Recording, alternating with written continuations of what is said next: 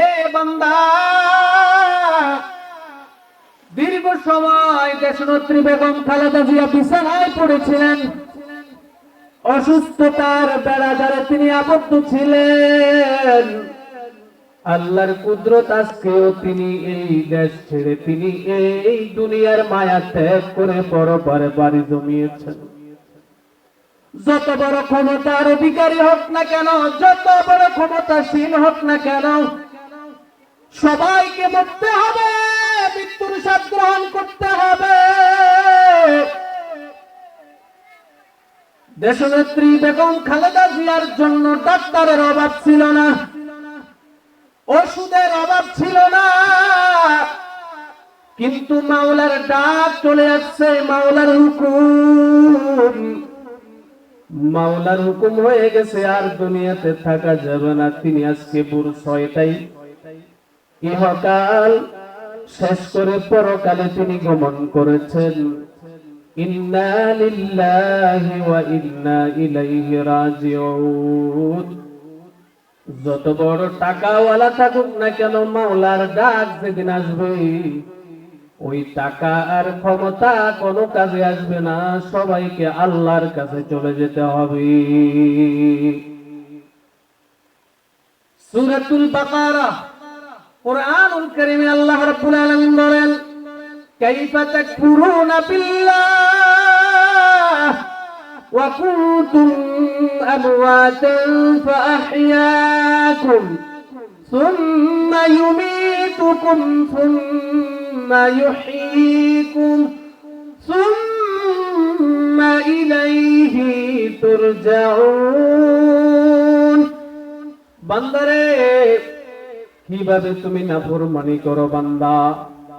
এ বান্দা, ওই মায়ের পেটে আল্লাহ আমাদেরকে খাওয়াইছে।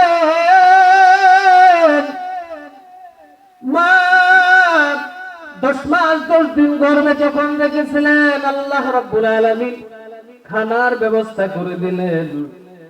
আবার দুনিয়াতে যখন আসলাম, আল্লাহ রাব্বুল আলামিন জানে আমরা প্রচন্ড গরম আর ঠান্ডা সহ্য করতে পারবো না। আল্লাহ রাব্বুল আলামিন মায়ের বুকের দুধ আল্লাহ তাআলা আমাদের জন্য বরাদ্দ করে দিলেন। এ ভাই, আল্লাহ তাআলা বলেন, বান্দারে, কাইফা তাকফুরুনা বিল্লাহ, এ বান্দা, কিভাবে তুমি নাফরমানি করো? ওয়া কুনতুম আমওয়াতান, বান্দারে, ওই মায়ের পেটে আমি আল্লাহ তোমারে জীবন দিয়েছি। সুবহানাল্লাহ। মায়ের পেটে আমরা যখন আসছি আমাদের কিছু ছিল না। আল্লাহ রাব্বুল আলামিন মায়ের পেটে আমাদেরকে জীবন দিলেন, আমরা দুনিয়ার জমিনে আসলাম। দুনিয়ার জমিনে আসার পর 2 বছর মায়ের দুগ্ধ পান করলাম। এরপরে আস্তে আস্তে বড় হতে লাগলাম। মা সন্তানকে আস্তে আস্তে ন্যাচারাল খাবার গুলো আস্তে আস্তে মুখে তুলে দেওয়ার জন্য চেষ্টা করে, হাঁটার জন্য চেষ্টা করে। হাঁটতে জানতাম না, বাবা মা কত কষ্ট করে হাঁটা শিখাইছে। কথা বলতে পারতাম না, বাবা মা কত সুন্দর করে কথা বলার শিখাইছে। কোনটা দাদা, কোনটা দাদি, কোনটা নানি, কোনটা নানি এটাও জানতাম না। চাচা চাচির পরিচয়ও জানতাম না। জনম দুঃখিনী মা আর বাবা আস্তে আস্তে সব পরিচয়গুলো শিক্ষা দিয়েছেন। এরপরে মাদ্রাসায় ভর্তি করালেন। এ ভাই, দুনিয়ার জমিনে আসলাম। এরপরে আল্লাহ বলেন, কাইফা তাকফুরুনা বিল্লাহি ওয়া কুনতুম আমওয়াতান, ও বান্দা, তোমরা মৃত ছিলে, সুম্মা ইউমীতুকুম। আল্লাহ তাআলা বলেন, কাইফা তাকফুরুনা বিল্লাহি ওয়া কুনতুম আমওয়াতান ফাআহইয়াকুম। ফাআহইয়াকুম, মায়ের পেটে মৃত ছিলে, আমি আল্লাহ প্রাণ দিয়েছি। সুবহানাল্লাহ। ছিলাম মৃত, আল্লাহ প্রাণ দিয়েছেন, দুনিয়ায় আসলাম। এ ভাই, দুনিয়ার আগমন যার সত্য, মৃত্যুটাও একদিন হবে অনিবার্য, এটাই সত্য। যার জন্ম আছে তার মৃত্যু আছে, সুতরাং আমরা যারা এই এলাকাতে বসবাস করি, এ ভাই ভালো করে খেয়াল করেন, মুরব্বী বাবা ভালো করে খেয়াল করেন, আগামী বছর মাহফিল হওয়ার আগে আগে না জানি আল্লাহ কারে ডাক দেয়। এ ভাই, আগামী বছর মাহফিল হওয়ার এই মধ্যখান সময়ে কত মানুষের কথা মসজিদের মাইকে অ্যানাউন্স করা হবে। এ ভাই আমার দুস্থ বুজুর্গ, মুরব্বী বাবা, যুবক ভাইয়েরা যারা বাহিরে ঘোরাফেরা করেন, জীবনের শেষ মাহফিল মনে করে আপনারা সকলে একটু কষ্ট করে সময় দেন। মাওলা চাহেন তো অল্প সময় দেওয়ার কারণে আল্লাহ তাআলা সেটা নাজাতের জরিয়া বানিয়ে দেবেন। সুবহানাল্লাহ। লম্বা সময় এই মাহফিলটাকে সুন্দরভাবে সাজানোর জন্য কত কষ্ট পরিশ্রম করেছেন। আমি শুরুতে তাদের জন্য মন খুলে দোয়া করি, ও আরশের রব রব্বুল আলামিন যাদের মেহনতে আজকে সুন্দর একটা জান্নাতি মজলিসের আয়োজন হয়েছে, সুন্দর একটা মাহফিলের সুন্দর পরিবেশ তৈরি হয়েছে, আল্লাহ তাদের এই আয়োজনগুলো আপনি কবুল ও মঞ্জুর করেন, বলেন আমিন। টাকা দিয়ে, বুদ্ধি পরামর্শ দিয়ে, বিভিন্ন দিক নির্দেশনা দিয়ে যারা সহযোগিতা করেছেন, আল্লাহ রাব্বুল আলামিন তাদের সবাইকে কবুল করুন, আমিন। এরপরে আল্লাহ বলেন, সুম্মা ইউমিতুকুম সুম্মা ইউহয়িকুম। দুনিয়ার জমিনে আল্লাহ বললেন ফাহিয়াকুম, প্রাণ দিলাম। এরপরে আল্লাহ বললেন সুম্মা ইউমিতুকুম, এরপরে তোমাদেরকে মৃত্যুর স্বাদ আস্বাদন করতে হবে। এ ভাই, আজকে যদি এই উত্তরপাড়া আমাদের কেন্দ্রীয় বাইতুল আমান কেন্দ্রীয় জামে মসজিদের কেউ যদি মারা যায়, আমাদের মুয়াজ্জিন সাহেব হাফেজ সাইফুল ইসলাম ভাই তিনি অ্যানাউন্স করবেন, অমুক বাড়ির অমুক এতক্ষণ সময়ে ইন্তেকাল করেছে। এ ভাই, কারো কোনো সাধ্য নাই এই মৃত মানুষকে আবার পুনরায় জীবিত করার, কারো কোনো সাধ্য নাই। কিন্তু আল্লাহ বলেন, এ দুনিয়ার মানুষ, সুম্মা ইউমিতুকুম, যখন তোমাদের মৃত্যু হবে, সুম্মা ইউহয়িকুম, আবার তোমাদেরকে প্রাণ দান করা হবে। এরপরে প্রাণ দেওয়ার পর সুম্মা ইলাইনা তুরজাউন, এরপরে তোমাদেরকে আমি আল্লাহর কাছে চলে আসতে হবে। আমাদের মৃত্যু হবে, মৃত্যুর পরে আবার আমাদেরকে সুম্মা ইউহয়িকুম, আমাদেরকে এরপরে সুম্মা, এরপরে ইউহয়িকুম প্রাণ দেওয়া হবে, সুম্মা ইলাইহি তুরজাউন, এরপরে আমাদেরকে আল্লাহ তাআলার দিকে রুজু হতে হবে। এরপরে আসেন প্রিয় ভাইরা আমার, আল্লাহ রাব্বুল আলামিন মহান গ্রন্থ কুরআনুল কারীম ফুরকানে মাজিদের মধ্যে আল্লাহ তাআলা বলেন, বান্দারে তোমরা যে মৃত্যু থেকে পলায়ন করতেছো, এই মৃত্যু তোমাদের আসবে আসবে, মৃত্যু তোমাদের আসবে আসবে, মৃত্যুকে কেউ ঠেকাইতে পারবে না। দুনিয়ার কারো কোনো সাধ্য নাই মৃত্যুকে ঠেকানোর মতো। যদি মৃত্যুকে টাকা দিয়ে কিনা যাইতো, তাহলে বড় বড় লোকগুলো টাকা দিয়ে বেঁচে যাইতো। সুতরাং বুঝা গেল টাকা দিয়েও কিন্তু মৃত্যুটাকে ঠেকানো যায় না। হায়াত মউত সব কিছুর মালিক কে? আল্লাহ। এরপরে রব্বুল আলামিন বলেন কুরআনুল কারীম ফুরকানে মাজিদ আল্লাহ তাআলা বলেন, কুল ইন্নাল মাউতাল্লাযী তাফিরুনা মিনহু ফাইন্নাহু মুলাকীকুম। ও বান্দারে, তোমরা যে মৃত্যু থেকে পলায়ন করো, এই মৃত্যু তোমাদের সাথে মুলাকাত করবেই করবে। সুবহানাল্লাহ। মৃত্যু আমাদের সাথে মুলাকাত করবেই, যতই পালানোর চেষ্টা করি, কিন্তু পালানোর পথ আমাদের নাই। কোথাও গিয়ে পালাবার কোনো পথ নাই। মৃত্যু থেকে যতই পালাও, মৃত্যু থেকে যতই পালাও, মৃত্যু তোমায় লইবে ঘিরি। যদিও পালাতে পালাতে সুদূর আসমানে লাগাও সিঁড়ি, যদিও পালাতে পালাতে সুদূর আসমানে লাগাও সিঁড়ি। যতই চেষ্টা করি না কেন, আমাদেরকে কিন্তু বাঁচানো যাবে না। দুনিয়ার জমিনে একটু জ্বর হইলে তার ওষুধ পাওয়া যায়, দুনিয়ার জমিনে একটু ব্যথা অনুভব করলে তার ওষুধ পাওয়া যায়, দাওয়াই পাওয়া যায়। কিন্তু আজকের এই পর্যন্ত মৃত্যু নামের কোন ট্যাবলেট বা ক্যাপসুল বের হয় নাই যে এই ট্যাবলেটটা খাইলে তার মৃত্যু হবে না, এমন হয় নাকি? নাই। দুনিয়ার জমিনে এমন কোন ওষুধ তৈরি হয় নাই।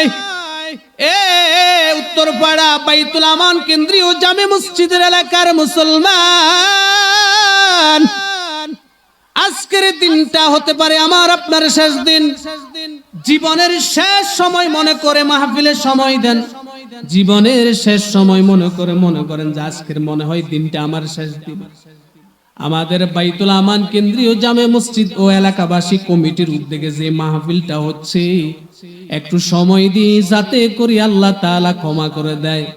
আমার আল্লাহ বলেন, বান্দারে তোমার আমল দিয়ে আমি কিন্তু তোমার জান্নাত দেব না, আমি আল্লাহর দয়া আর অনুগ্রহে তোমাকে জান্নাত দেব। সুবহানাল্লাহ। আল্লাহর একজন বান্দা 500 বছর ইবাদত করেছেন, আল্লাহ তাআলা খুশি হয়ে বললেন, বান্দা তোমার আমল দেখে খুশি হলাম, বান্দারে আমি আল্লাহ তোমাকে জান্নাত দিলাম, জান্নাতে চলে যাও।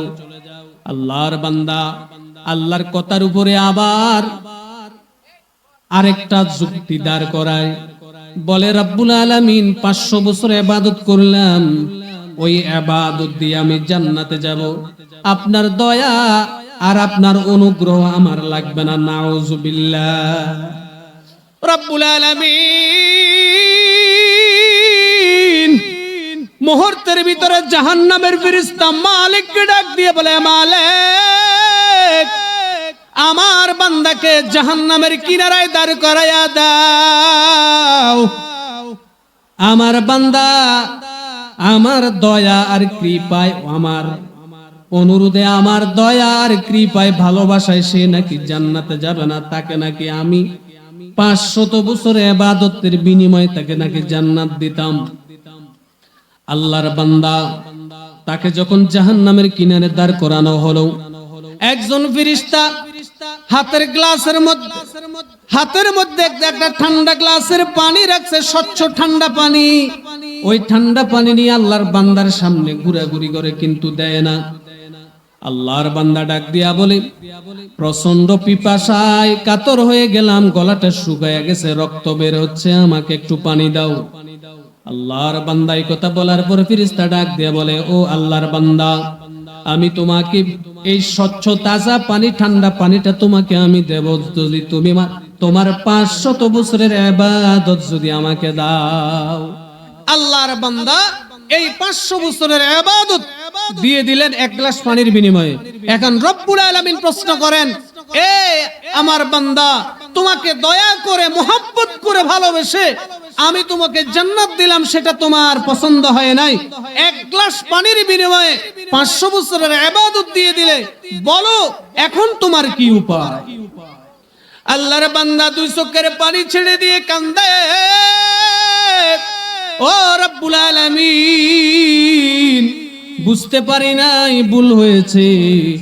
যত বড় আমলওয়ালা হোক না কেন, ওই আমলের ভিতরে যদি আপনার মোহাব্বত, আপনার দয়া, আপনার অনুগ্রহ, আপনার ভালোবাসা যদি না থাকে, শুধু আমল দিয়ে জান্নাতে যাওয়া যাবে না। যতই আমল করি না কেন, আশা রাখতে হবে এই আমলের ভিতরে আল্লাহ রাব্বুল আলামিন যেন খুশি হয়ে মুহাব্বতে ভালোবেসে আল্লাহ যেন আমাদেরকে জান্নাত দান করে। আমরা সকলে বলি আমিন। আমল যতটুক করব, যতটুক পারি, কিন্তু আশা রাখবো রব্বুল আলামিন নিজে বলেছেন, লা তাকনাতু মির রাহমাতিল্লাহ, তোমরা আমার রহমত থেকে নৈরাশ হইও না, থাকো আমার সাথে থাকো।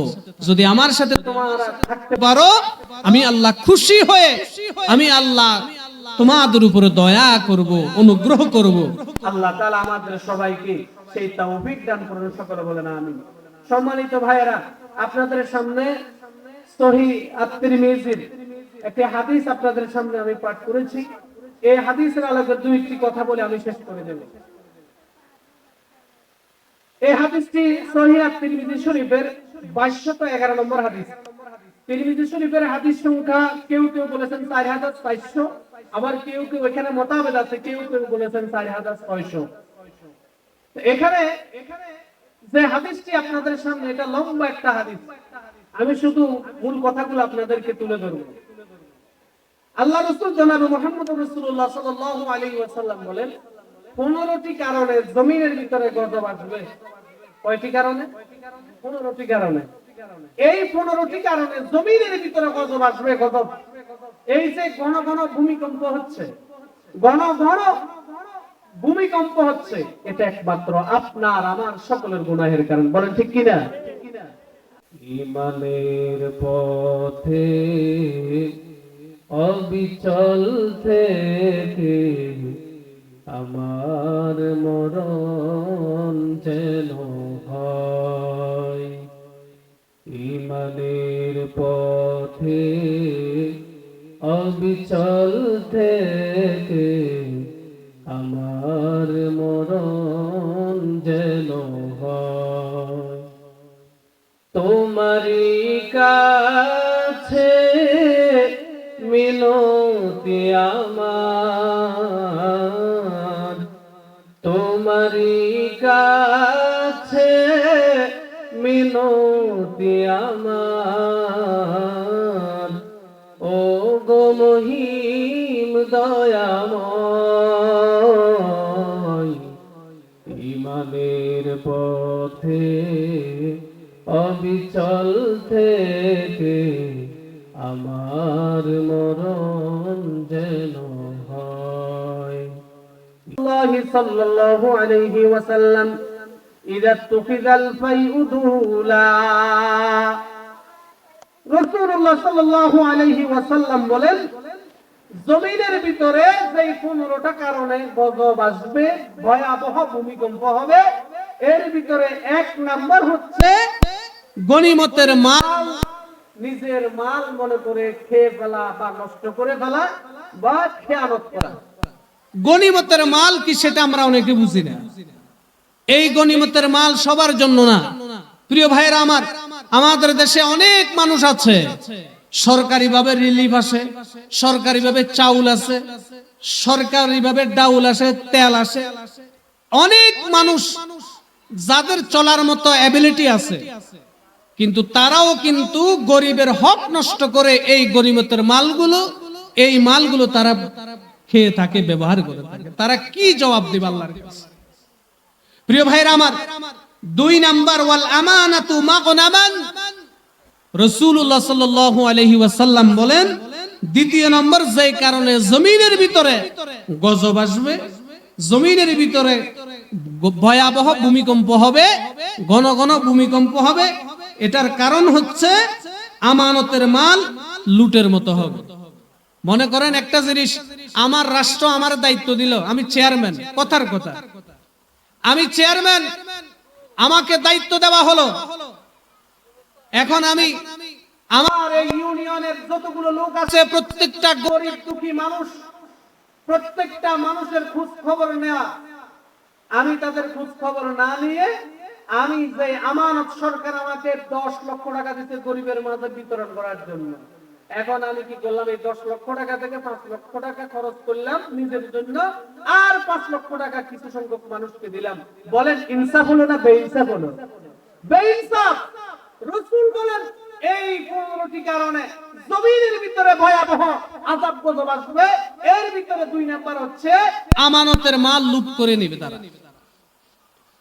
রাসূলুল্লাহ সাল্লাল্লাহু আলাইহি ওয়াসাল্লাম বলেন ওয়াজ যাকাতা মাগরামান, যাকাত দিতে মানুষ উৎসাহিত হবে না। আমাদের মসজিদের সম্মানিত খতিব জনাব মাওলানা হযরত মাওলানা সাইফুল ইসলাম মজুমদার সাহেব যাকাতের ব্যাপারে এত সুন্দর আলোচনা করেন, কিন্তু অধিকাংশ মানুষের কাছে এই যাকাতের বয়ান ভালো লাগে না।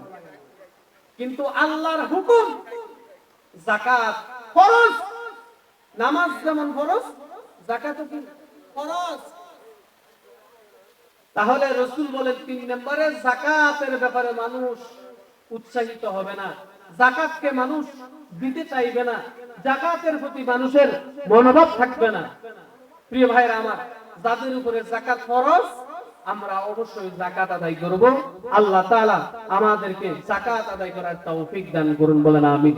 যাদের উপরে ফরজ আর কি, রাসূলুল্লাহ সাল্লাল্লাহু আলাইহি ওয়াসাল্লাম বলেন 4 নম্বরে ওয়া তুইল্লিমা বিগাইরি দ্বীন, ধর্ম সম্পর্কে মূর্খরা জ্ঞান দিবে। ধর্ম সম্পর্কে মূর্খরা জ্ঞান দিবে যে এটা এমন হবে এমন হবে, আর আলেমরা মুখ বন্ধ করে বসে থাকবে। সুতরাং সাবধান, শরীয়তের কোন মাসআলা উলামায়ে কেরাম আমাদের এই চশরাতে প্রায় 200-এর উপরে আলেম আছে, আলহামদুলিল্লাহ। এর চাইতে বড় সৌভাগ্য আমি আর দেখি না।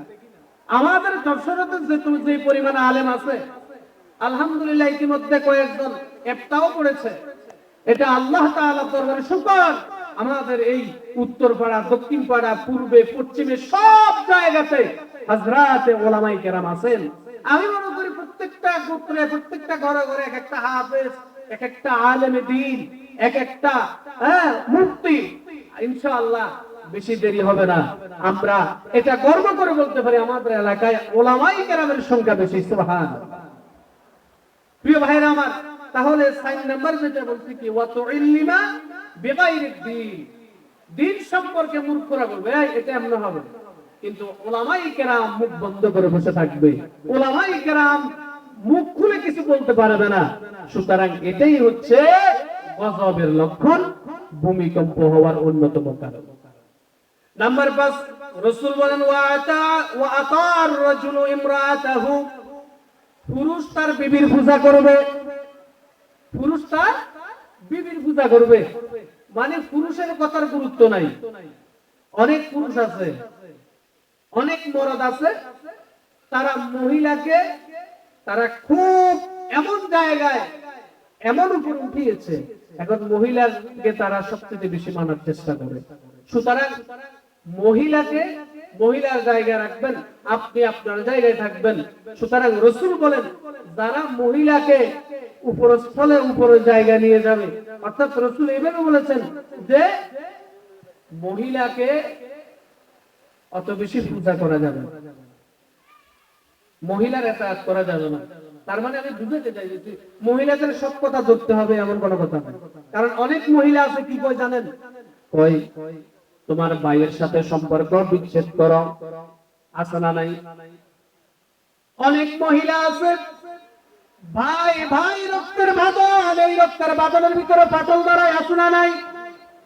এই জন্য রাসূল বলেন খবরদার, তোমার ভাই কলিজার টুকরা ভাই, তোমরা মায়ের দুধ খেয়েছো, তোমরা মায়ের থেকে এসেছো, সুতরাং তোমরা রক্তের সম্পর্ক, রেহেমের সম্পর্ক, রক্তের সম্পর্ক, তোমরা ভাইয়ে ভাইয়ে জুদা হইও না। এক ভাই আরেক ভাইয়ের জন্য জীবন দিয়ে বলো তোমরা একে অপরের জন্য ঝাঁপিয়ে পড়ো। খবরদার, ভাই ভাইয়ের ভিতরে অনেক মহিলা আছে ফেস বাজাইবে, যার কারণে ভাই ভাই একে অপরের সাথে বিভিন্ন রকমের একে অপরের সাথে এরকম ধরাধরি পর্যন্ত হয়ে যায়। খবরদার, আল্লাহ তাআলা আমাদেরকে এই ফিতনা থেকে হেফাজত করুন, বলেন আমিন। এরপরে রাসূল বলেন 6 নম্বরে ওয়াকফাউমাহু,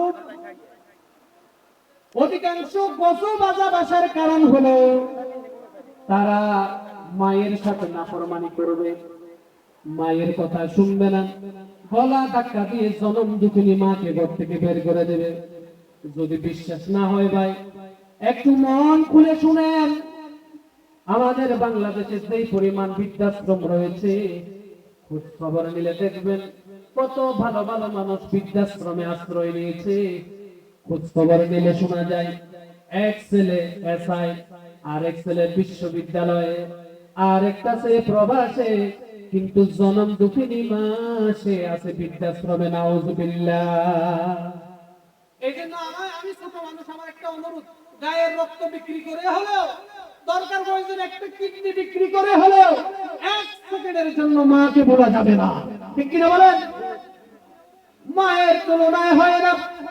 এ ভাই, যত বাবন করে থাকো না কেন, তোমার মা জনম দুঃখিনী মা যদি একটু দোয়া করে, তোমার সব অভাব অনটন দূর হয়ে যাবে।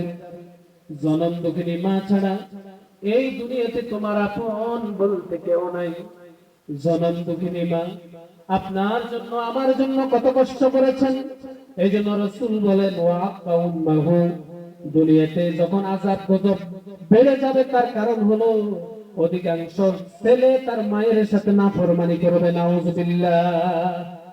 এটা মায়ের সাথে নাফরমানি করার কারণে জমিনের ভিতরে ঘূর্ণিঝড় হবে, জমিনের ভিতরে ভয়াবহ ভূমিকম্প হবে। নাম্বার 8, রাসূল বলেন ওয়া আকদা আবাহু, বাবাকে দূরে ঠেলে দিবেন। বাবাকে দূরে ঠেলে দিবেন। 7 ছেলে এখন দেখা যায় কি কয় বড় ছেলের কাছে বসে আছে, তুই হেরে যাও। আবার বড় ভাই কয় যে তুই মাঝজাগার কাছে যাও, মাঝজাগার কয় যে তুই সাজ্জাগার কাছে যাও, সাজ্জাগার কয় যে তুই ছোট্ট ভাইয়ের কাছে যাও। এইভাবে খেলা ঠেলি আছে না নাই? আল্লাহ আপনাকে দিবেন। খোদার কসম আমি নিজে পরীক্ষিত, আমি নিজে পেয়েছি। আপনি আল্লাহর ওয়াস্তে বাবা মা দুজনকে সমান চোখে দেখবেন, আপনার রিজিকের মধ্যে আল্লাহ বরকত দান করবেন। সুবহানাল্লাহ। আল্লাহ বরকত দিবেন। সুতরাং কাউকে ঠেলে দেওয়ার মতো, বাবাকে ঠেলে দূরে সরিয়ে দেওয়ার মতো কোন অপশন আমাদের মাঝে নাই। বাবা মা দুজন আমাদের জন্য সমান। আল্লাহ তাআলা আমাদেরকে যে কথাগুলো শুনলাম আমল করার তৌফিক দান করুন, আমিন। এরপরে প্রিয় ভাইরা আমার 9 নাম্বার ওয়া যাহারাতিল আসওয়াতু ফিল মাসাজিদ, জমিনের ভিতরে ভয়াবহ ভূমিকম্প বেড়ে যাবে তার কারণ হলো মসজিদের ভিতরে রাজনীতি ঢুকে যাবে, মসজিদের ভিতরে হট্টগোল হবে, মসজিদের ভিতরে মারামারি হবে। এগুলো কিসের লক্ষণ? আলহামদুলিল্লাহ আমি অত্যন্ত খুশি, আমাদের অত্র এলাকায় 2টা বড় কেন্দ্রীয় মসজিদ। আলহামদুলিল্লাহ আমাদের ভিতরে যে একটা ভ্রাতৃত্ব, আমাদের ভিতরে যে একটা সুন্দর শৃঙ্খলা, মায়া মমতা, আমরা আমাদের পূর্বপুরুষের ঐতিহ্য হিসেবে আমরা এখানে দলমত বুঝি না। আমরা দলমত নির্বিশেষে আল্লাহর ঘর বাইতুল্লাহ মসজিদ, এটাই হচ্ছে আমাদের বড় পরিচয়। আমরা এই ঘরের মুসল্লি, এটাই হচ্ছে আমাদের বড় পরিচয়। আল্লাহ আমাদেরকে তৌফিক দান করুন, আমিন। তাহলে রাসূল বলেন ওয়া যাহারাতিল আসওয়াত ফিল মাসাজিদ, মসজিদের ভিতরে মানুষ দূরে উচ্চস্বরে কথা বলবে, ইমামের কথা খতিবের কথা ছোট হয়ে যাবে। এটার কারণ কি? এটার কারণে জমিনের ভিতরে আল্লাহর রাসূল বলেন ঘন ঘন ভূমিকম্প হবে, আযাব গজব আসবে। প্রিয় ভাইরা আমার, এর উপরে 9 নাম্বার রাসূল বলেন ওয়াসাদুল কাবিলা তাফাসিকুহুম, গোত্রের নেতা হবে সবচেয়ে পাপাচার ব্যক্তি। নাউযুবিল্লাহ। শিক্ষা যোগ্যতা এটার একটা ব্যাপার আছে প্রিয় ভাইরা আমার। এখন বিষয়টা হচ্ছে যে এমন একজন ব্যক্তি যদি আমাদের গোত্রের নেতা হয় যার ভিতরে ইসলাম সম্পর্কে ধারণা নাই, যার ভিতরে সমাজতান্ত্রিক সম্পর্কে কোনো ধারণা নাই, যার ভিতরে রাসূলুল্লাহর কোনো আদর্শ নাই, যার ভিতরে আল্লাহর হুকুমের ব্যাপারে কোনো চিন্তা ভাবনা নাই, এমন গোত্রের ভিতরে যদি এরকম আহমক, এরকম একটা অযোগ্য লোক যদি আমাদের যদি একজন নেতা হয়, তাহলে সেই নেতার কারণে জমিনে কিন্তু গজব আসবে। আমার কথা না, আপনার যদি অবিশ্বাস হয় আপনি তিরমিজি শরীফের 2211 নম্বর হাদিসটা আপনি গুগলে সার্চ দেন, হাদিসের সনদ সহ এবং রাওয়ীদের নাম সহ, হাদিসের সিরিয়াল নাম্বার সহ একেবারে সব কিছু সেখানে আপনি পেয়ে যাবেন। এখন বলতে পারেন আপনি নিজ থেকে বলছেন না, একটা কথাও নিজের থেকে বলছি না, সবগুলো রাসূলের হাদিস থেকে বলতেছি। সুবহানাল্লাহ। তাহলে রাসূল বলেন কি, শেষ জামানায় গোত্রের নেতা হবে সবচেয়ে পাপাচার ব্যক্তি। মনে করেন যে মদ খায়, যে নেশা করে, এরকম ব্যক্তি যদি আমাদের মেম্বার হয়, এরকম ব্যক্তি যদি আমাদের জনপ্রতিনিধি হয়, আমি ভেঙে বলে ফেললাম আর কি, তাহলে এটা আমাদের জন্য অত্যন্ত দুর্ভাগ্য, আমাদের জন্য অত্যন্ত দুর্ভাগ্য। এজন্য আমরা এমন নেতা নির্বাচন করব, এমন নেতাকে আমরা আমাদের অভিভাবক বানাবো, যার ভিতরে কোরআনের জ্ঞান, হাদিসের জ্ঞান, যার ভিতরে সমাজতন্ত্রের জ্ঞান, সমাজ পরিচালনার যার ভিতরে দক্ষতা রয়েছে, এমন একজন নেতা আমরা নির্বাচন করব। আল্লাহ তাআলা আমাদেরকে তৌফিক দান করুন, আমিন। এরপরে রাসূল বলেন 11 নম্বরে ওয়া কানা যাইমুল কাওয়ামি আরজালাহু, রাসূল বলেন ধর্মীয় প্রতিষ্ঠান ও ভালো ভালো জায়গায় নেতা হবে নিকৃষ্ট লোক। ধর্মীয় প্রতিষ্ঠান এবং ভালো ভালো জায়গায় নেতা হবে সমাজের একেবারে নিকৃষ্ট লোক, যে মদ খায়, গাঁজা খায়, সারাটা দিন পাপাচারে অনাচারে লেগে থাকে, এরকম লোক সমাজের, মসজিদের, মাদ্রাসার দায়িত্ব নেওয়ার জন্য এগিয়ে আসবে। বুঝতে হবে জমিনে কিয়ামত কায়েম হওয়ার আর বেশি দেরি নাই। আযাব আর গজব চতুর্দিক থেকে আমাদেরকে ঘিরে রাখবে। গান বাজনা ঢোল তবলা এগুলা যখন বেড়ে যাবে, প্রকাশ্যে বেড়ে যাবে, তখন ধরে নেবে জমিনের ভিতরে ভয়াবহ ভূমিকম্প, বড় গজব অপেক্ষা করতেছে। এই যে কত কিছুদিন আগে একটানা 3-4 বার ভূমিকম্প হয়েছে বাংলাদেশ। প্রিয় ভাইরা আমার, এরপরে রাসূল বলেন 14 নম্বরে ওয়াশুরিবাতিল খুমুর, রাসূল বলেন প্রকাশ্যে মদ পান বেড়ে যাবে, নেশা বেড়ে যাবে, ইয়াবা ট্যাবলেট বেড়ে যাবে। আমাদের মিরাসরাই থানা, জোয়ারগঞ্জ থানা ডেলি তারা নিউজ দেয়, অমুক জায়গা থেকে মদ দিচ্ছে, অমুক জায়গা থেকে ইয়াবা ট্যাবলেট ব্যবসায়ী দিচ্ছে। তার মানে রাসূল যে বলেছেন প্রকাশ্যে মদ, প্রকাশ্যে ইয়াবা ট্যাবলেট মাদক সেবন করবে, এটার কারণে জমিনে ভয়াবহ ভূমিকম্প হবে। সুতরাং যুবক ভাইদের কাছে অনুরোধ থাকবে, অত্র এলাকার যুবক ভাইরা ওই সমস্ত মাদক থেকে আল্লাহ আমাদেরকে হেফাজত করুন, নিজে হেফাজত থাকবেন, অন্যদেরকেও মাদক থেকে হেফাজত রাখবেন। নাম্বার 15, রাসূল সাল্লাল্লাহু আলাইহি ওয়াসাল্লাম বলেন এই যুগের মানুষগুলো পূর্ববর্তী যুগের মানুষগুলোকে তারা গালিমন্দ করবে, তারা তাদেরকে তাদের পিতৃ পরিচয় দিয়ে তাদেরকে গালিগালাজ করবে। যেমন আমাদের দেশে একটা কথা আছে, আগের কালের মানুষ, তোমরা কি বুঝো, হ্যাঁ তোমরা কি বুঝো, তোমরা আগের কালের মানুষ, তোমরা বুঝতে নয় কি, এই সমস্ত কথা বলে তাদেরকে পিছিয়ে দেওয়া এটা ঠিক না। রাসূল বলেন আগের যুগের মানুষগুলো অত্যন্ত সহজ সরল ছিল। যেমন আমি সংক্ষেপে একটা কথা বলি, এখন যে পরিমাণ জমি বিক্রির দলিল কবলা নামজারি গতিয়ান যা বের হয়েছে, আজ থেকে 30 বছর আগে এত কিছু ছিল? মানুষ জায়গা বিক্রি করছে মুখ দিয়ে, এই জায়গা এটা তোমার, এটা তোমার, কিন্তু তাদের মুখটা সহি ছিল, এত ক্যারিজমাটি তাদের ছিল না। কিন্তু এখন এই জামানায় এসে আমরা আগের কালের লোকগুলোকে আমরা গালিগালাজ করি। খবরদার, দাদা দাদি নানা নানি এদেরকে গালিগালাজ করবেন না, আপনার পূর্বপুরুষ এদেরকে গালিগালাজ করবেন না, এদেরকে সম্মানের সহিত স্মরণ করবেন। যারা কবরে আছে তাদের জন্য দোয়া করবেন, আল্লাহ যেন তাদের কবরকে জান্নাতের নূর দিয়ে মুনাওয়ার করে দেয়। আমরা সকলে বলি আমিন, আরো জোরে বলি আমিন। সম্মানিত মুহতারাম হাজিরিন, আপনারা যারা এখানে এসেছেন, আলহামদুলিল্লাহ আপনারা সুন্দর সুন্দর আলোচনা শুনবেন। আমি আবার ধন্যবাদ জানাচ্ছি যারা এত সুন্দর একটা আয়োজন করেছেন, তাদের প্রত্যেকের জন্য দোয়া করি। এবং সর্বশেষ দোয়া করি, আজকে আমাদের দেশের একজন অভিভাবক দেশনেত্রী বেগম খালেদা জিয়া, তিনি ইন্তেকাল করেছেন।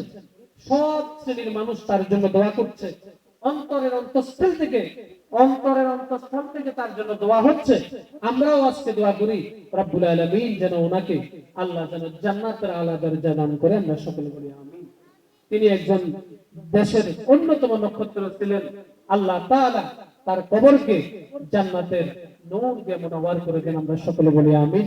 প্রিয় ভাইরা, আমরাও একদিন চলে যাব, থাকতে পারবো না। আমাদেরকেও একদিন চিরবিদায় নিতে হবে, চিরনিদ্রায় শায়িত হতে হবে। আল্লাহ তাআলা মৃত্যুর আগে আগে আমাদেরকে তাওবাতান নাসুহা, সহি তওবা করার আল্লাহ যেন তৌফিক দান করে। আমরা সকলে বলি আমিন। ওয়া আখিরু দাওয়ানা আলহামদুলিল্লাহি রাব্বিল আলামিন। আসসালামু আলাইকুম ওয়া রাহমাতুল্লাহ।